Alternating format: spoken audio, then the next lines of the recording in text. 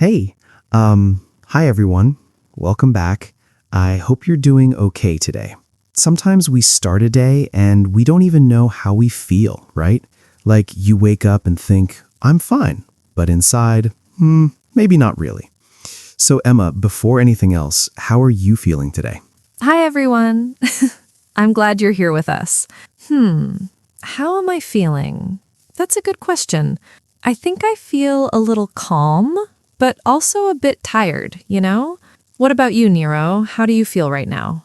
Yeah, I get that. For me, I feel okay, but slightly nervous. Not bad nervous, just that quiet feeling in the chest. And that's actually why today feels special, because we're not here to be perfect. We're here to talk like real people. Exactly. In this podcast, we speak real daily English. We make mistakes. We stop. We think. We correct ourselves. So if your English is not perfect, that's totally normal. Yes, please remember that.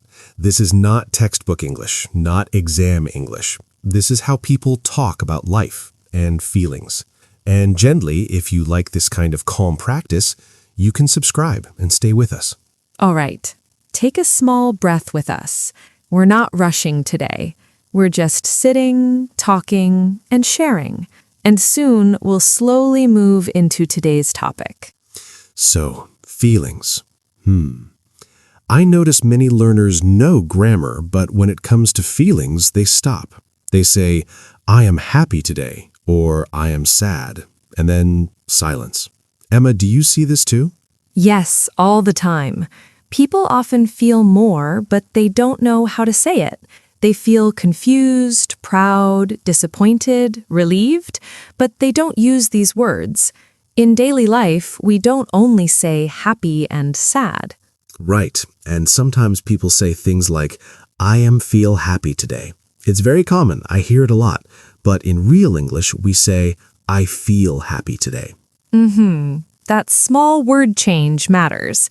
And also, feelings usually connect to a reason, not always a big reason, sometimes very small, like a message, a memory, or even the weather. Yeah, for example, I can say, I feel relaxed because the weather is cool today. It sounds simple, but it feels real. And that's what we want, real life English. Let's start gently. Many learners say, I am boring, when they mean something else. But boring is for things, not feelings. The feeling word is bored.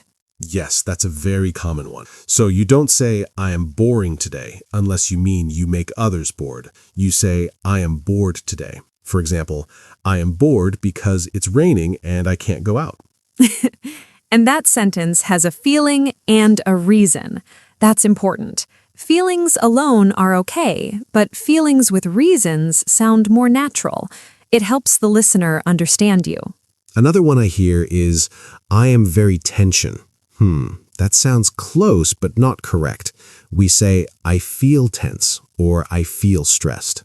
I feel stressed because of work. Yes, and stressed is very common in daily English.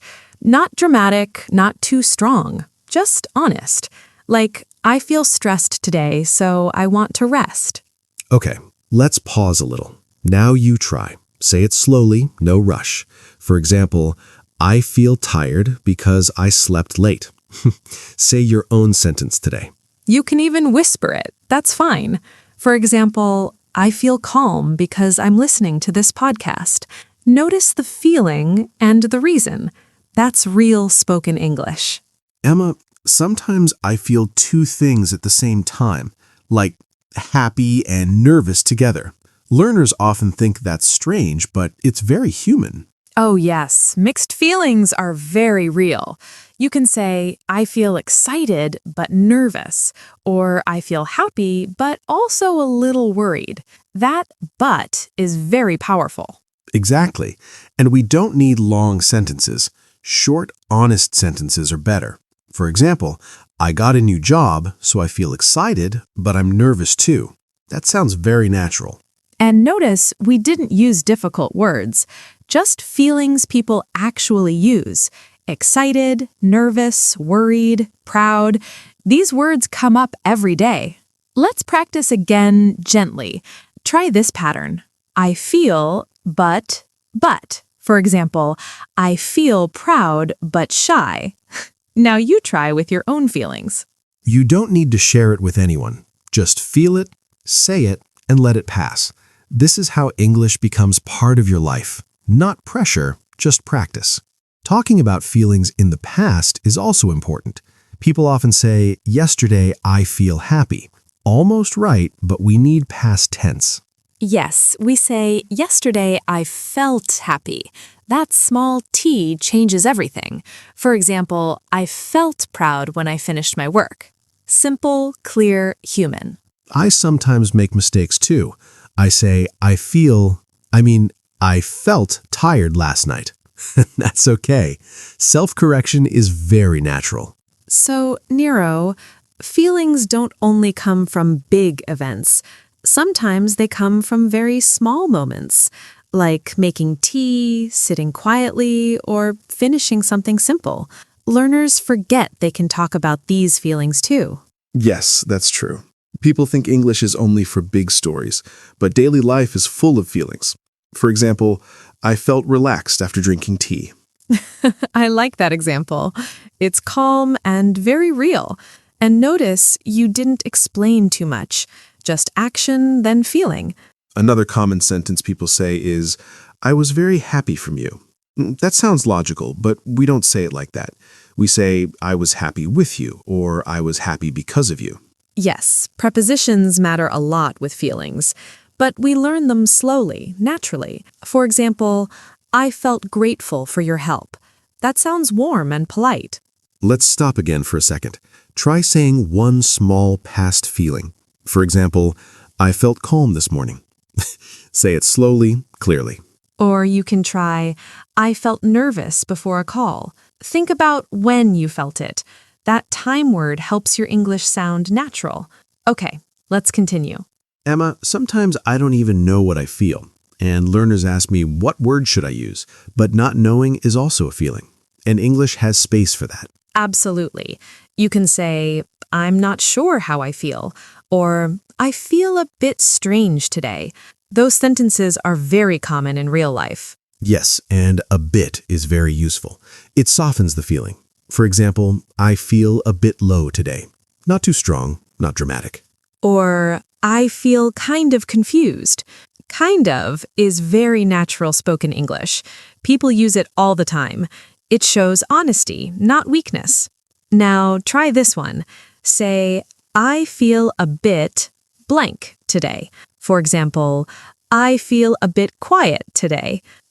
Choose your own word. Don't search for perfect vocabulary. Simple words are powerful. If the sentence feels true, it's good English. That's the goal. Talking about feelings is also about connection. When we share feelings, conversations become warmer. But learners often sound too hard or too closed. Soft words help. Yes. Instead of saying, I am angry, you can say, I feel a little upset. It sounds calmer and more polite. Very useful at work or with family. For example, I felt upset when the meeting was canceled. Not attacking anyone, just sharing your feeling. That's healthy communication. And very real English. And when someone shares feelings with you, you can respond simply, I understand. That makes sense. These short sentences matter a lot. Try one sharing sentence now. For example, I felt disappointed, but I understand. You can change it. Use your own life. And imagine someone listening to you. English is not only words, it's feeling, tone, and care. That's why we practice like this. At the end of the day, I like to think, how did I feel today? Not what I did, but how I felt. That question helps English grow naturally. Yes, even one sentence is enough. I felt tired but thankful today. That's a beautiful daily habit. Language and life together. Sometimes I say it wrong at first. I felt proud today. And I correct myself. That's human. So let's slow down now. What did you learn today? Maybe not many words, but how to feel in English. Try telling your day in small sentences with feelings. Write 1 or 2 sentences in the comments. For example, I felt calm while listening, and it helped me. We'd love to read your words. And if this podcast feels helpful, you can subscribe and share it with someone. Thank you for sitting with us today. Take care of yourself, notice your feelings, and we'll talk again very soon. Bye for now. Stay gentle with your English and with yourself.